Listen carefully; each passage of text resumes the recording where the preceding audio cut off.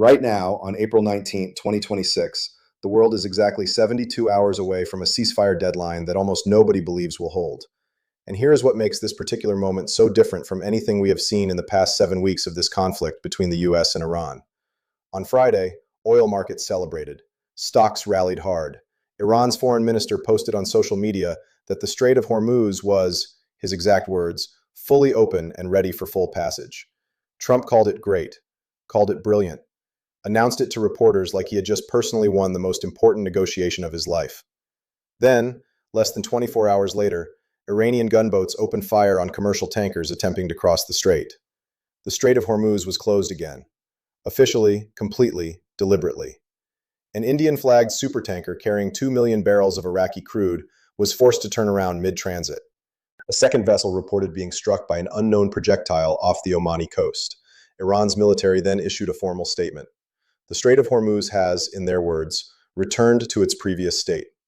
Everything that happened on Friday, the celebration, the rally, the optimism, was gone.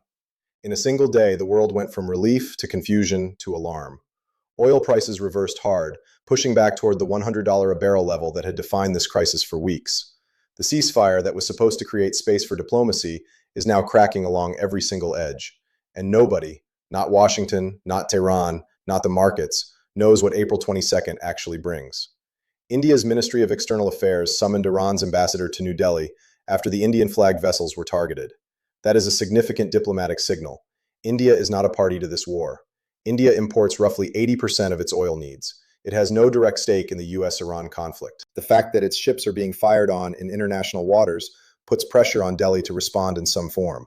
The UK Maritime Trade Operations Centre, the organization that monitors commercial shipping safety across the region, confirmed both incidents and issued an advisory warning vessels to exercise extreme caution.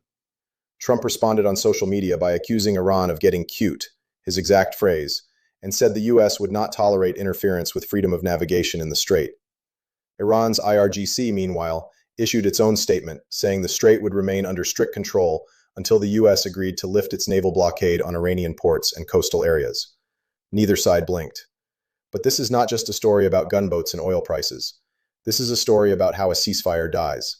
Not with an explosion, not with a declaration, but through a slow failure of trust on both sides. Iran's position is clear. The US never lifted its naval blockade on Iranian ports and coastal areas. In Tehran's view, that blockade was the core condition of what they agreed to on April 8th. Washington's position is equally clear. The blockade is separate from the ceasefire, it stays in place, and it is legitimate leverage in ongoing negotiations. Iran calls that a betrayal. The US calls it strategy. What this suggests to me is that both sides walked into this ceasefire with fundamentally different understandings of what they had actually signed. That is not an accident. That is what rush deals look like. The truce was brokered by Pakistan on April 8th, with under 2 hours left before Trump's deadline. He had publicly threatened to destroy Iran's energy infrastructure if the strait wasn't reopened by 8 p.m. Iran agreed under that pressure. The strait opened. Oil dropped 16% in one session, the sharpest single-day decline since the COVID crash of April 2020. Markets exhaled. Everyone moved on too fast. But the fine print was never agreed upon. And now that missing fine print is the reason gunboats are firing on tankers, and the ceasefire that was supposed to end this conflict is falling apart in real time. If this analysis is useful, the kind that goes beyond headlines and explains why systems move the way they do, drop a comment below. Do you think this ceasefire survives past April 22nd? I read every one. Here is something almost nobody is saying on April 19th, and once you see it, it reframes everything about why this ceasefire is now cracking. The truce that is falling apart today was never a clean deal. It was a deadline patch, built under pressure, signed by two sides with different ideas of what they had agreed to. To understand why Iranian gunboats came out on Saturday, you need to go back to Islamabad, to 21 hours of talks that were structurally set up to produce exactly what we are seeing. On April 11th, J.D. Vance arrived in Pakistan with a 300-person American delegation, the largest U.S. negotiating team assembled in decades for a direct engagement with Iranian officials. Across from them sat Iran's parliamentary speaker, Mohammad Bagher Ghalibaf, and Foreign Minister Abbas Araghchi, leading a 70-person Iranian delegation that had flown in hours earlier. The talks ran across 3 rounds inside Islamabad's Serena Hotel, the first indirect, the second and third direct, face-to-face, the highest level U.S.-Iran contact since 1979. 21 hours later, Vance walked to a microphone and said Iran had chosen not to accept American terms. He boarded Air Force Two and left. No joint statement, no follow-up date. The public explanation sounds simple. Iran refused to commit to abandoning nuclear weapons. But what was actually being demanded inside that room was considerably more complex than that. What the US was asking for in practice was the complete dismantlement of Iran's uranium enrichment program, including enrichment for civilian purposes like medicine and energy research. Iran has enriched uranium for decades under the Nuclear Non-Proliferation Treaty. The 2015 deal, which Trump abandoned in his first term, capped enrichment at 3.5%. Inspectors confirmed full compliance. Washington arrived in Islamabad demanding something more extreme than the arrangement it had itself destroyed. A reporter on the ground described it as asking Iran to abandon even a medical nuclear program. Iran countered with a 10-point plan: halt attacks on Lebanon, provide security guarantees against future aggression, pay war reparations, and recognize Iranian rights over the Strait of Hormuz.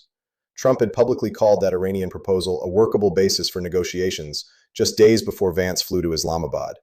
By the time the talks opened, Washington's position had hardened noticeably. What shifted between Trump's optimism and Vance's walkout is not fully visible from the public record, but that gap between those two moments is exactly where the real story of this breakdown lives.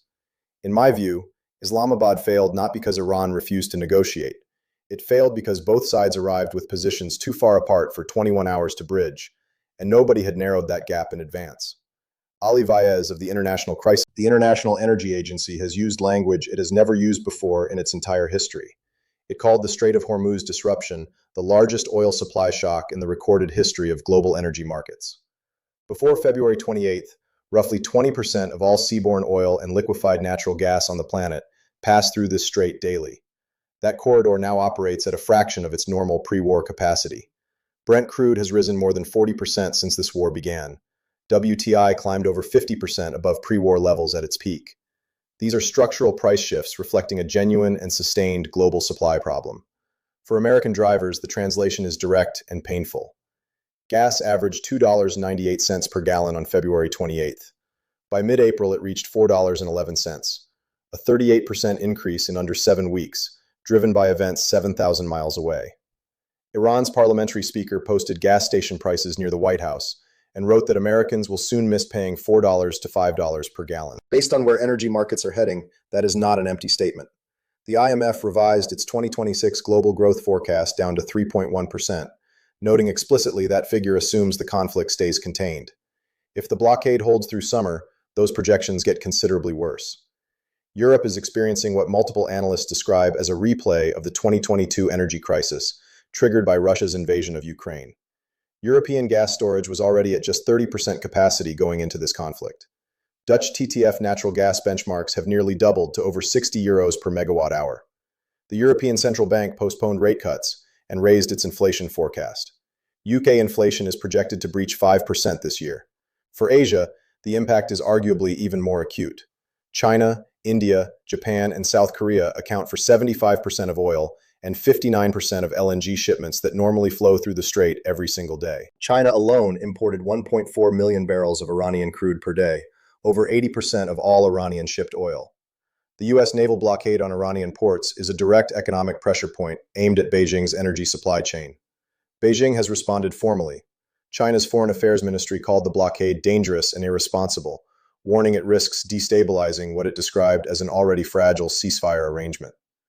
Then came the moment that revealed the blockade's actual limits. A Chinese-owned tanker, Rich Starry, under active U.S. Treasury sanctions, transited the strait after the blockade began. The U.S. Navy did not stop it.